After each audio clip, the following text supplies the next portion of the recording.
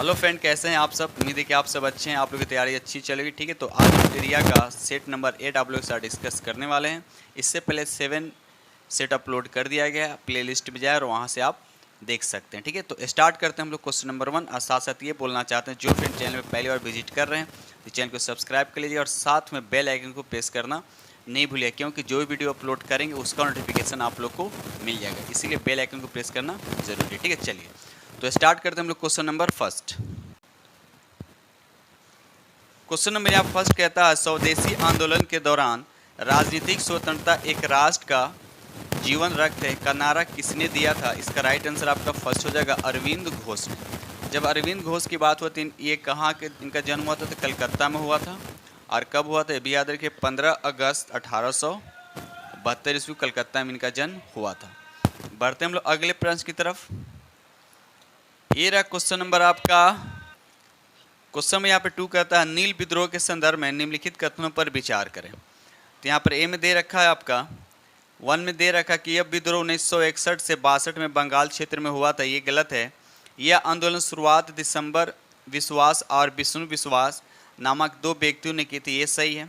आंदोलन की सफलता का एक प्रमुख कारण हिंदू मुस्लिम किसानों के बीच पूर्ण एकता थी, तो ये भी राइट है। तो 2 और 3 आपका राइट आंसर होगा, यानी बी आपका करेक्ट आंसर हो जाएगा। ठीक है, चलिए ये रहा अगला प्रश्न। क्वेश्चन नंबर यहाँ पे 3 कहता है, बिरसा मुंडा के गुरु थे। बिरसा मुंडा के गुरु कौन थे। इसका राइट आंसर आपका 3 हो जाएगा। आनंद पांडे जो थे ये बिरसा मुंडा के गुरु थे। साथ साथ ये भी याद रखिएगा, बिरसा मुंडा का जन्म कब हुआ था, तो 15 नवंबर 1875 को याद रखिएगा। इनका मृत्यु कब हुआ था, तो इनका मृत्यु हैजा के कारण 9 जून 1900 ईस्वी को हो गया था। ठीक है, चलिए आगे बढ़ते हम लोग अगले प्रश्न की तरफ। क्वेश्चन नंबर यहाँ पे 4 कहते हैं, निम्नलिखित में कौन सुमेलित नहीं है। तो यहाँ पर राइट आंसर आपका 3 हो जाएगा, यानी सी हो जाएगा।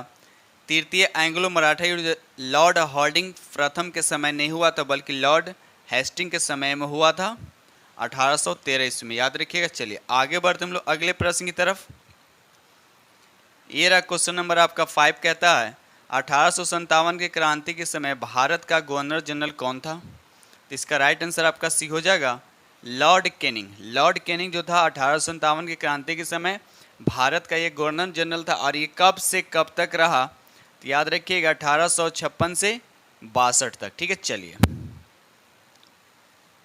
क्वेश्चन नंबर यहाँ पर 6 कहता है, स्वामी विवेकानंद ने शिकागो में आयोजित पार्लियामेंट ऑफ वर्ल्ड रिलीजन्स में किस वर्ष भाग लिए थे। तो इसका राइट आंसर आपका सी हो जाएगा 1893 में, याद रखिए 1893 में भाग लिए थे।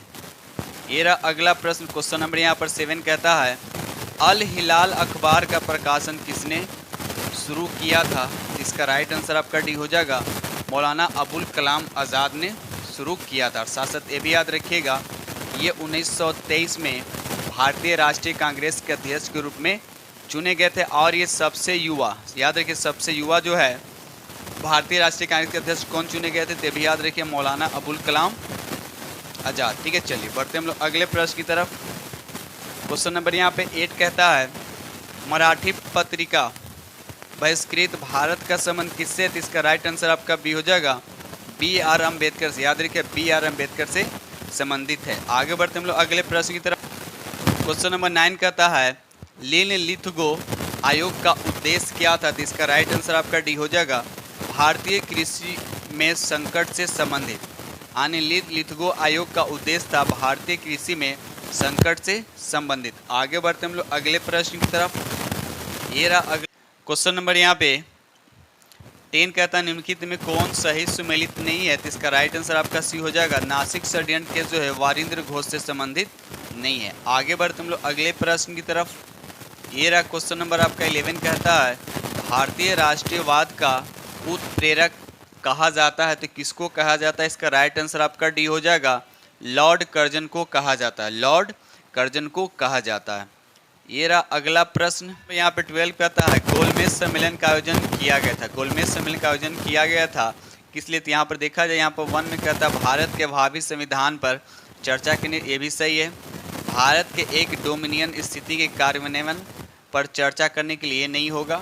डॉक्टर BR अम्बेडकर ने अछूतों के लिए अलग निर्वाचन मंडल की मांग की। तो 1 और 3 आपका राइट आंसर होगा। यानी ऑप्शन आपका यहाँ पर सी आपका करेक्ट आंसर हो जाएगा। ये रहा अगला प्रश्न, क्वेश्चन नंबर यहाँ पर 13 कहता है भारत में गांधी जी द्वारा स्थापित पहला आश्रम था, तो कौन सा पहला आश्रम था? इसका राइट आंसर आपका फर्स्ट हो जाएगा कोचराब आश्रम। ये कहाँ है? तो अहमदाबाद के पास में। ठीक है, चलिए आगे बढ़ते हैं अगले प्रश्न की तरफ। ये रहा क्वेश्चन नंबर आपका 14 कहता है जलियांवाला बाग नरसंहार के विरोध में निम्नलिखित में से किसने वायसराय की कार्यकारी परिषद की सदस्यता से इस्तीफा दे दिया था? तो इसका राइट आंसर आपका बी हो जाएगा एस नायर ने। एस नायर ने क्या किया था? इस्तीफा दे दिया था। अब जलियांवाला बाग हत्याकांड कब हुआ था? 13 अप्रैल 1919 को। ठीक है, चलिए आगे बढ़ते हम लोग अगले प्रश्न की तरफ। क्वेश्चन नंबर 15 कहता है कमागाटामारू घटना कब हुई थी? तो इसका राइट आंसर आपका फर्स्ट हो जाएगा, यानी ए हो जाएगा सितंबर 1914 में हुआ था। आगे बढ़ते हम लोग अगले प्रश्न की तरफ।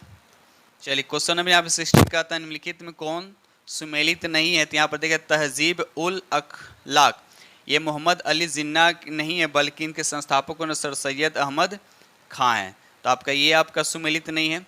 उसके बाद यहाँ पर हो जाएगा आपका 4 आपका सुमेलित नहीं है दी सोशलिस्ट, M.N. रॉय नहीं है बल्कि S.A. डांगे है, तो मतलब 1 और 4 आपका सुमेलित नहीं है। तो 1 और 4 किस ऑप्शन? तो राइट ऑप्शन आपका ए हो जाएगा।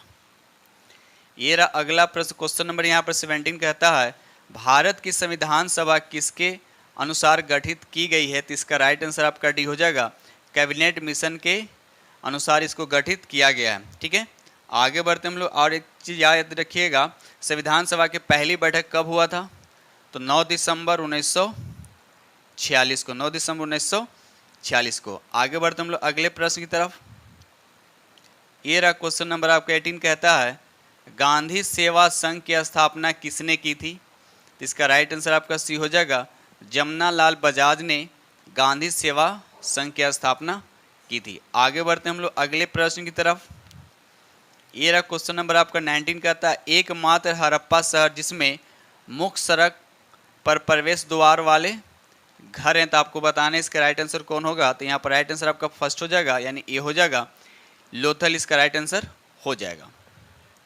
ये रहा अगला प्रश्न, क्वेश्चन नंबर यहाँ पे 20 कहता है प्रसिद्ध गायत्री मंत्र जिसमें 10 मंडल और 1028 सूक्त हैं का उल्लेख किस वेद में मिलता है? तो इसका राइट आंसर सी होगा, यानी ऋग वेद में मिलता है। ठीक है, चलिए ये रहा अगला प्रश्न, क्वेश्चन नंबर यहाँ पे 21 कहता है निम्नलिखित में कौन अंग महाजनपद की राजधानी प्रारंभिक राजधानी थी? ये आपसे पूछा जा रहा है, तो यहाँ पर राइट आंसर आपका सी हो जाएगा मालिलिन जो है प्रारंभिक राजधानी थी। ठीक है, चलिए ये रहा अगला प्रश्न, क्वेश्चन नंबर यहाँ पे 22 कहता है बौद्ध धर्म के संबंध में कौन सा कथन आपका सत्य है? ये बताना है। तो पहला लिखा है कि द्वितीय बौद्ध संगीति बौद्ध धर्म को 2 भागों में हीनयान और महायान विभाजित किया, ये नहीं, ये चतुर बौद्ध संगीति में हुआ था, तो ये भी आपका गलत हो गया। उसके बाद यह देखा जाए कि बौद्ध धर्म के महायान संप्रदाय का आदर्श बौद्धित्व को प्राप्त करना, तो ये सही है। बौद्ध धर्म ने हीनयान संप्रदाय का आदर्श आहरत पद को प्राप्त करना, तो ये भी राइट है। नागल्यान बौद्ध मठ धर्मशाला हिमाचल प्रदेश में स्थित, ये भी राइट है। तो 2, 3, 4 राइट हो, राइट आंसर आपका बी हो जाएगा। क्वेश्चन नंबर यहाँ पे 23 कहता है परम भागवत की उपाधि ग्रहण करने वाला पहला गुप्त शासक कौन था? तो यहाँ पर राइट आंसर आपका ई हो जाएगा उपयुक्त में से कोई नहीं, तो राइट आंसर क्या होगा? समुद्रगुप्त। याद रखिएगा समुद्रगुप्त जो है परम भागवत की उपाधि ग्रहण किया था। ठीक है, चलिए ये रहा अगला प्रश्न, क्वेश्चन नंबर 24 कहता है कलिंग नरेश खारवेल का संबंध था। कलिंग नरेश जो है खारवेल का संबंध है, इसका राइट आंसर आपका क्या हो जाएगा? बी हो जाएगा, ये चेदी वंश इसका संबंध था। याद रखिएगा चेदी वंश इसका संबंध था। आगे बढ़ते हम लोग अगले प्रश्न की तरफ। क्वेश्चन नंबर 25 कहता है निम्नलिखित में से किस शासक को वर्ण व्यवस्था का रक्षक कहा जाता है? तो इसका राइट आंसर आपका सी हो जाएगा गौतमी पुत्र सातकर्णी को शासक को वर्ण व्यवस्था का रक्षक कहा जाता है। शासक ये भी याद रखिए गौतमी पुत्र सातकर्णी जो है ये ब्रह्मावाद के संरक्षक थे। ठीक है, चलिए क्वेश्चन नंबर यहाँ पे 26 कहता है किस चोल शासक ने बंगाल की खाड़ी को चोल झील में बदल दी? इसका राइट आंसर आपका ई हो जाए उपयुक्त में से कोई नहीं। आगे बढ़ते हम लोग अगले प्रश्न की तरफ। क्वेश्चन नंबर यहाँ पर 27 कहता है अहिंसा, सत्य, अस्तेय, अपरिग्रह निम्नलिखित में से किन जैन तीर्थक की शिक्षा है? तो इसका राइट आंसर आपका सी हो जाएगा पाश्चर्वनाथ। याद रखिएगा पाश्चर्वनाथ। और ये जैन धर्म के 23वें तीर्थक रहे। याद रखिए 23वें तीर्थक या चतुर और 24वें कौन है? यानी जिसको बोल सकते हैं आप अंतिम तीर्थक तो हो जाएगा महावीर स्वामी। ठीक है, आगे बढ़ते हम लोग अगले प्रश्न की तरफ। क्वेश्चन नंबर यहाँ पे 28 कहता है निम्नलिखित में कौन सा कार्य बलबंद से संबंधित नहीं है? उसने रक्त और लौ की नीति अपनाई, ये सही है। उसने 9 रोज प्रथा को बंद करने, ये गलत है, बंद नहीं करवाया था बल्कि उसको मनाने के लिए वो शुरू किया था, तो ये आपका गलत हो गया। बाकी आपका सब स्टेटमेंट सही है।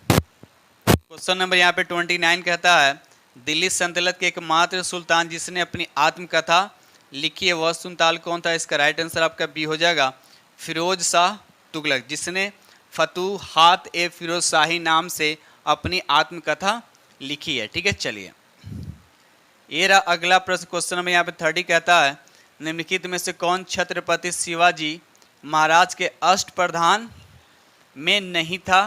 तो इसका राइट आंसर आपका डी हो जाएगा मुहतसिब जो है ये छत्रपति शिवाजी के ये अष्टप्रधान में नहीं था। तो मुहतसिब किससे? ये मुगल कालीन से संबंधित है, ये मुगल कालीन से संबंधित है। ठीक है, चलिए ये रहा अगला प्रश्न। क्वेश्चन नंबर यहाँ पे 31 कहता है जाप्ती प्रणाली का संबंध था। जाप्ती प्रणाली का जो संबंध है इसका राइट आंसर आपका बी हो जाएगा राजस्व प्रशासन से जप्ती प्रणाली का संबंध था। क्वेश्चन नंबर यहाँ 32 कहता है भारतीय उपमहाद्वीप में कृषि का सबसे प्राचीन प्रमाण कहाँ से मिलता है? तो इसका राइट आंसर आपका बी हो जाएगा लहुरा देव से। याद रखिए लहुरा देव से मिलता है। आगे बढ़ते हम लोग अगले प्रश्न की तरफ। ये रहा क्वेश्चन नंबर आपका 33 कहता है सम्राट अशोक ने राष्ट्रीय भाषा एवं लिपि के रूप में निम्नलिखित में किसका प्रयोग किया? तो इसका राइट आंसर आपका फर्स्ट हो जाएगा पाली भाषा और ब्राह्मी लिपि का प्रयोग किया। ठीक है, चलिए ये रहा अगला प्रश्न। क्वेश्चन नंबर यहाँ पे 34 कहता है प्रसिद्ध नाटक मृच्छक कटिकम किसने लिखा था? तो इसका राइट आंसर आपका बी हो जाएगा शूद्रक ने। याद रखिए शूद्रक ने लिखा था। वही अगर हम बात करेंगे अभिज्ञान शाकुंतलम का तो उसको किसने लिखा? तो कालिदास ने। अगर हम बात करते हैं बुद्ध चरित्र उसको किसने लिखा था? अश्वघोष ने। अगर मिताक्षरा की अगर हम बात करें तो इसको किसने लिखा? तो ज्ञानेश्वर ने। याद रखिएगा। चलिए ये रहा क्वेश्चन नंबर आपका 35 कहता है भारत का मैनचेस्टर कहा जाता है, किसे कहा जाता है? इसका राइट आंसर आपका बी हो जाएगा अहमदाबाद को कहा जाता है। ठीक है, चलिए ये रहा अगला प्रश्न। क्वेश्चन नंबर यहाँ पे 36 कहता है भारत में राष्ट्रीय आय की गणना भारत में राष्ट्रीय आय की गणना किसके द्वारा किया? इसका राइट आंसर आपका सी हो जाएगा राष्ट्रीय सांख्यिकी कार्यालय के द्वारा भारत के राष्ट्रीय आय की गणना की जाती है। बढ़ते हम लोग अगले प्रश्न की तरफ। क्वेश्चन नंबर यहाँ पे 37 कहता है 2011 के जनगणना के अनुसार भारत में सबसे अधिक शहरी जनसंख्या निम्न में किस राज्य में है? तो इसका राइट आंसर आपका बी हो जाएगा महाराष्ट्र में। उसके बाद सेकंड नंबर पर आता है उत्तर प्रदेश, उसके बाद आता है आपका तीसरे नंबर पे तमिलनाडु। ये रहा अगला प्रश्न। क्वेश्चन नंबर यहाँ पे 38 कहता है गेहूं का वनस्पतिक नाम आपको पूछा गया है, इसका राइट आंसर क्या होगा? तो इसका राइट आंसर आपका बी हो जाएगा त्रिटिकम एस्टिवम। ये किसका? गेहूं का वनस्पति नाम है। अगर वही हम बात करें ओराइजा सेताविया, ये किसका? ये धान का नाम है। धान का वैज्ञानिक नाम या वनस्पति नाम बोल सकते हैं। वहीं जिया मेस की अगर बात करें हम बात करते हैं तो ये मक्का का वैज्ञानिक नाम या वनस्पति नाम है। याद रखिएगा। चलिए ये रहा चलिए क्वेश्चन नंबर यहाँ पे 39 कहता है संगीत कला अकादमी की स्थापना किस वर्ष हुआ था? तो यहाँ पर राइट आंसर आपका ए हो जाए। यहाँ पर क्वेश्चन नंबर 40 कहता है ब्रेल लिपि में मोटे कागज पर उभरे हुए बिंदु बने होते हैं, यह लिपि आधारित होती है। तो आपको बताना है कितने बिंदुओं पर आधारित होती है? इसका राइट आंसर आपका बी हो जाएगा 6 बिंदुओं पर आधारित होता है। क्वेश्चन नंबर यहाँ 41 कहता है प्राथमिक स्तर पर भाषा सिखाने की सर्वश्रेष्ठ विधि है। तो इसका राइट आंसर आपका डी हो जाएगा बच्चों को भाषा का प्रयोग करने की विविध अवसर देना। ठीक है, चलिए आगे बढ़ते हम लोग अगले प्रश्न की तरफ। क्वेश्चन नंबर 42 कहता है प्राथमिक स्तर पर शिक्षा का माध्यम होना चाहिए? प्राथमिक स्तर पर शिक्षा का माध्यम क्या होना चाहिए? इसका राइट आंसर आपका डी हो जाए, बच्चों की मातृभाषा, बच्चों की मातृभाषा के अनुसार। ठीक है, चलिए ये रहा अगला प्रश्न। क्वेश्चन नंबर 43 कहता है पाठ के अंत में अभ्यास और गतिविधियां देने का उद्देश्य है, इसका क्या मतलब? तो इसका राइट आंसर आपका ए हो जाएगा, बच्चों को अभिव्यक्ति के अवसर देना। राइट आंसर आपका ए हो जाएगा। ये रहा अगला प्रश्न। क्वेश्चन नंबर यहाँ पर 44 कहता है भारत द्वारा विकसित पहले 5G सक्षम ड्रोन को क्या नाम दिया गया? तो इसका राइट आंसर आपका बी हो जाएगा, स्काई हॉक। उसको क्या नाम दिया गया? Sky hawk. ठीक है, बढ़ते हम लोग अगले प्रश्न की तरफ। ये रहा क्वेश्चन नंबर आपका 45 कहता है निम्नलिखित में से किस देश ने दुनिया का सबसे लंबा यात्री ट्रेन चलाया है? तो यहाँ पर राइट आंसर आपका ए हो जाएगा, स्विट्जरलैंड। इस ट्रेन की लंबाई लगभग 2 किलोमीटर, इसमें 100 डब्बे हैं। चलिए ये रहा अगला प्रश्न। क्वेश्चन नंबर 46 कहता है केंद्रीय आर्थिक सर्वेक्षण के अनुसार वित्त वर्ष 2022-23 के लिए कितना प्रतिशत राजकोषीय घाटा का अनुमान लगाया गया? तो इसका राइट आंसर आपका ई हो जाए, उपयुक्त में से कोई नहीं। तो कितना लगाया गया घाटा का याद रखिए 6.4। अगर वही हम बात करते हैं 2023 से 24 के लिए आर्थिक वृद्धि दर कितना का अनुमान लगाया गया? तो 6 से 6.8% रहने का अनुमान है। ये रहा क्वेश्चन नंबर आपका 47 कहता है मई 2023 में निम्नलिखित में से किसे विश्व बैंक के अध्यक्ष के रूप में नियुक्त किया गया है? तो इसका राइट आंसर आपका बी हो जाएगा, अजय बंगा को। अजय बंगा को विश्व बैंक के अध्यक्ष के रूप में नियुक्त किया गया। वही अगर हम बात करते हैं मनप्रीत मोनिका सिंह को, तो ये अमेरिका में पहली महिला सिख न्यायाधीश हैं। अगर वही हम बात करते हैं सी नंबर डीना बोलुआर्टे को, तो ये पेरू की पहली महिला राष्ट्रपति हैं। और डी में लिखा हुआ है नील मोहन। तो नील मोहन कौन है? यूट्यूब के अभी वर्तमान में CEO हैं। ठीक है, चलिए ये रहा क्वेश्चन नंबर आपका 4।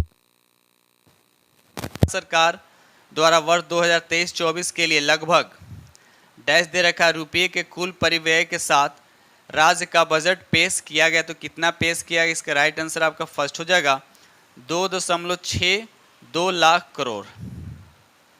ये रहा अगला प्रश्न। क्वेश्चन नंबर 49 कहता है निम्न में कौन सा एक खनिज जो रक्तचाप को नियंत्रित करने यानी कंट्रोल करने के लिए इंपॉर्टेंट यानी महत्व में है? तो इसका राइट आंसर आपका सी हो जानी सोडियम। बढ़ते हम लोग अगले प्रश्न।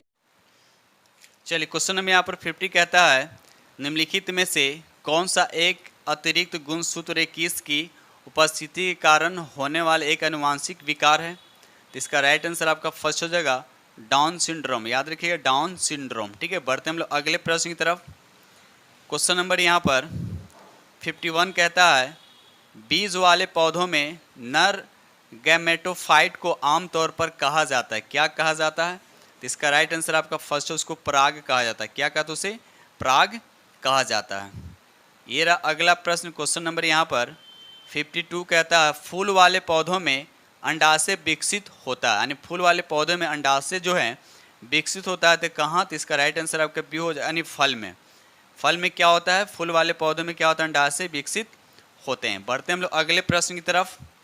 क्वेश्चन नंबर यहाँ पर 53 कहता है निम्नलिखित में से कौन प्रकाश संश्लेषण की प्रकाश रासायनिक क्रिया का उत्पाद है? तो इसका राइट आंसर आपका सी हो जाएगा, ऑक्सीजन। याद रखिएगा, ऑक्सीजन से तो यहाँ पर आपका ग्लूकोज भी होना चाहिए।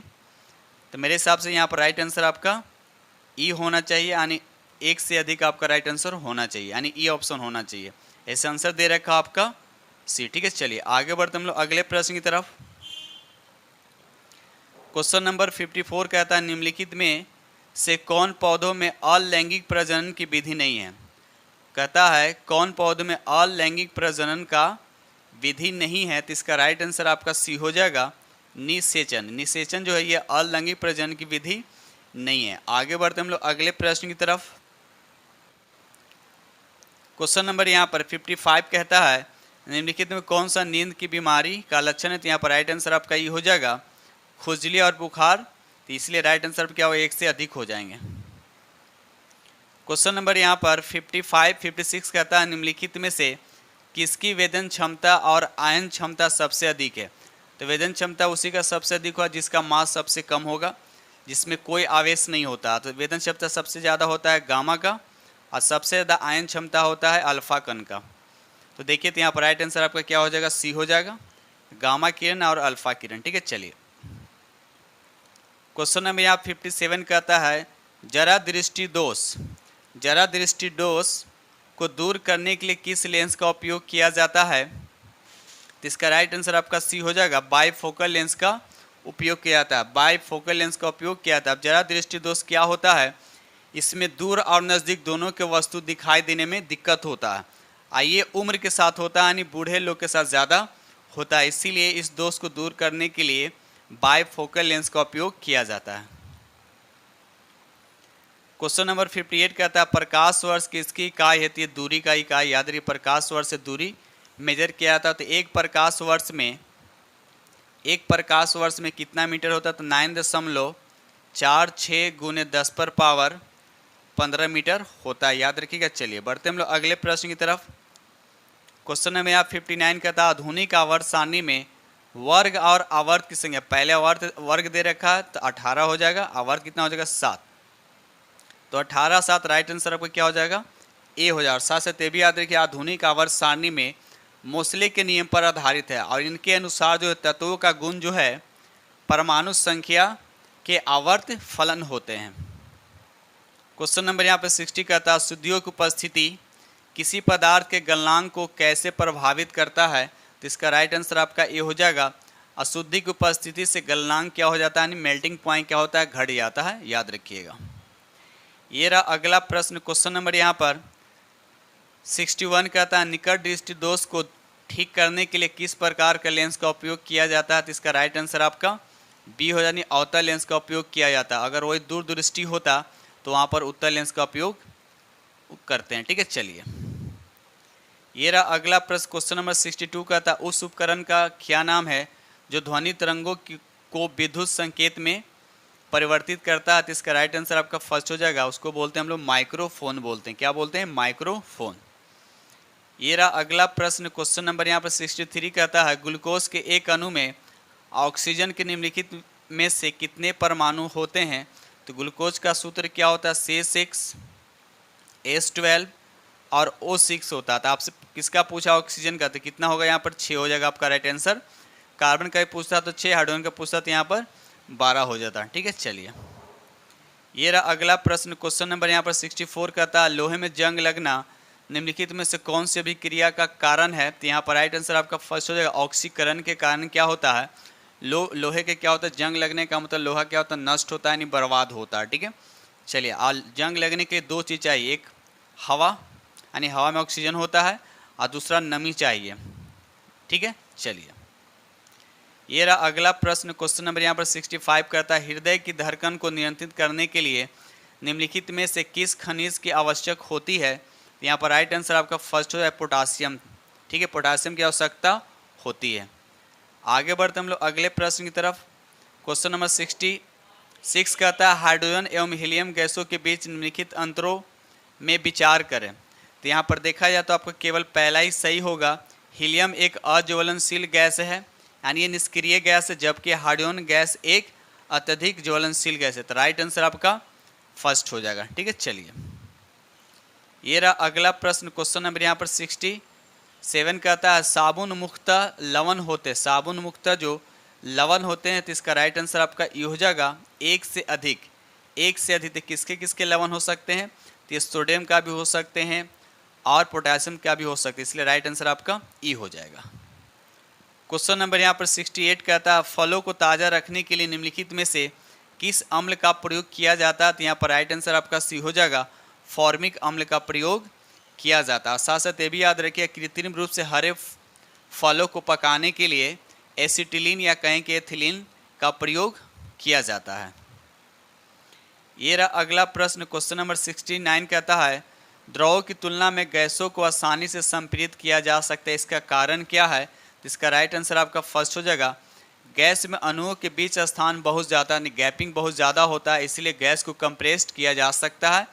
लेकिन अगर सॉलिड की बात करें और लिक्विड की बात करें तो दोनों में से किसी को कंप्रेस्ड नहीं किया जा सकता। ठीक है, चलिए ये रहा अगला प्रश्न, क्वेश्चन नंबर यहाँ पर 70 कहता है एथीन का प्रयोग निम्न में से किस कार्य हेतु किया जाता है? तो इसका राइट आंसर आपका ई हो जाएगा उपयुक्त में से एक से अधिक। तो यहाँ पर मास्टर्ड गैस के निर्माण में भी किया जाता है, निश्चेतक मतलब बेहोश करने में भी इसको किया जाता है। तो राइट आंसर आपका ई हो जाएगा। क्वेश्चन नंबर यहाँ पर 71 कहता है निम्नलिखित में से अधिकतम कितने अंतराल के बाद संसद की बैठक नहीं हो सकती है? तो इसका राइट आंसर आपका बी हो जाएगा, यानी 6 माह। साथ साथ ये भी याद रखिए संविधान के अनुच्छेद 85 में संसद के सत्र के संबंध में प्रावधान किया गया है। ठीक है, चलिए आगे बढ़ते हम लोग अगले प्रश्न की तरफ।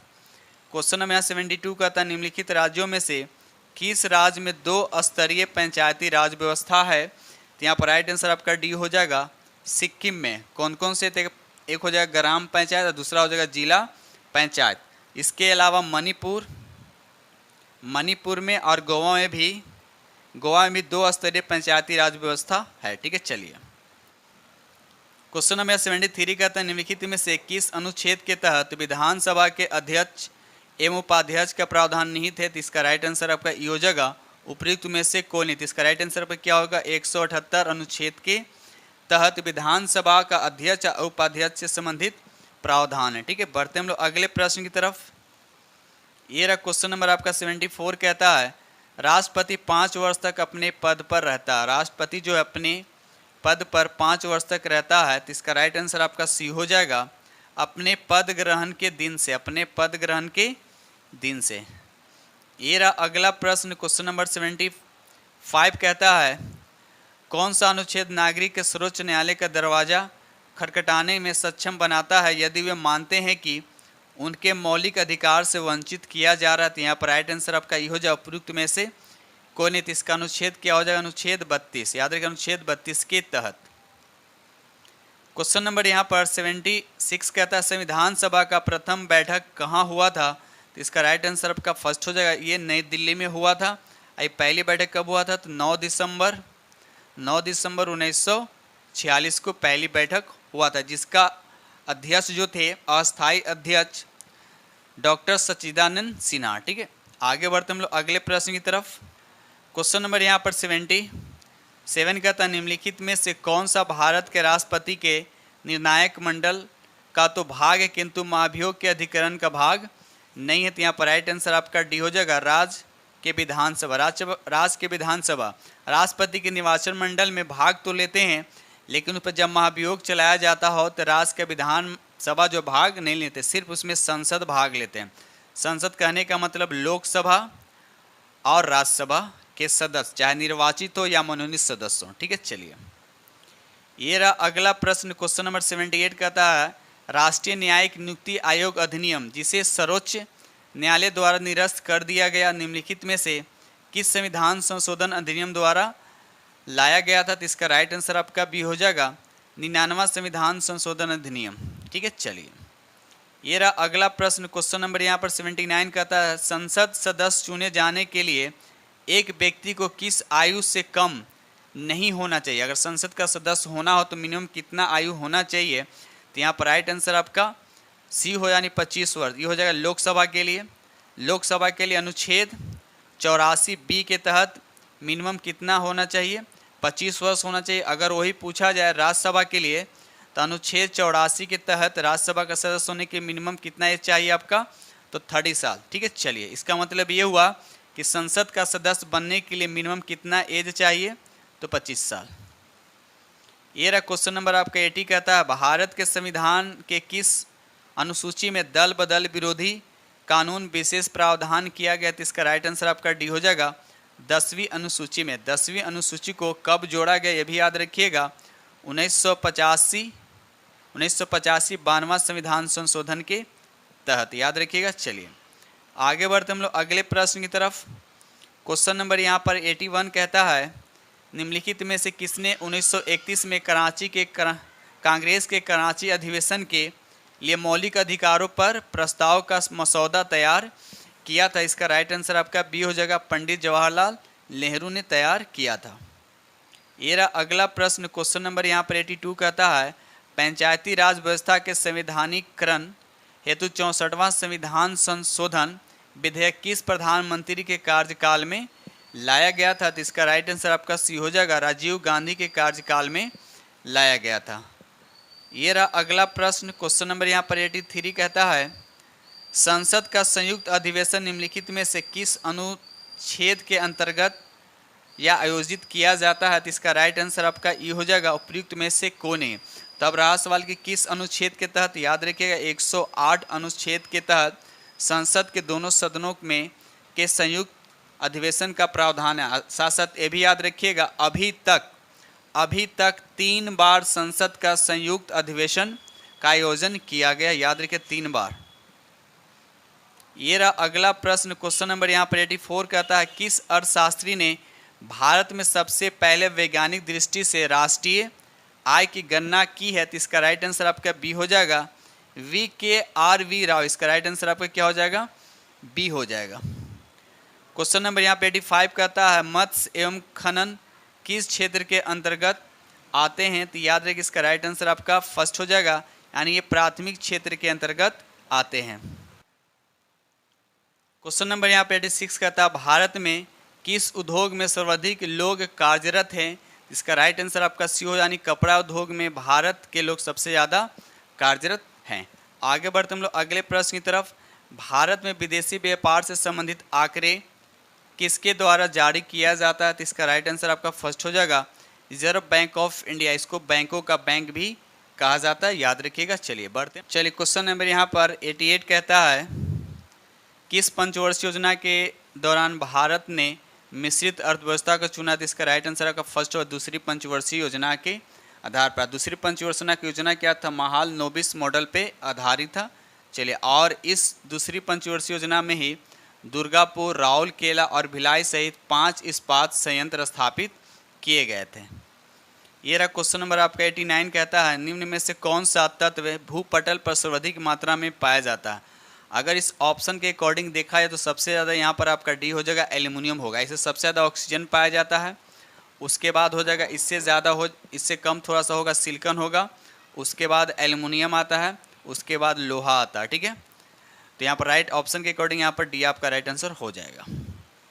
क्वेश्चन नंबर यहाँ पे 90 कहता है कि टाइटन निम्नलिखित में से किस ग्रह का सबसे बड़ा उपग्रह? इसका राइट आंसर आपका फर्स्ट हो जाएगा, शनि ग्रह का सबसे बड़ा उपग्रह है। और साथ साथ ये भी याद रखिए सौरमंडल का दूसरा सबसे बड़ा उपग्रह है और इसका आकार जो है बुध ग्रह के आकार के बराबर है।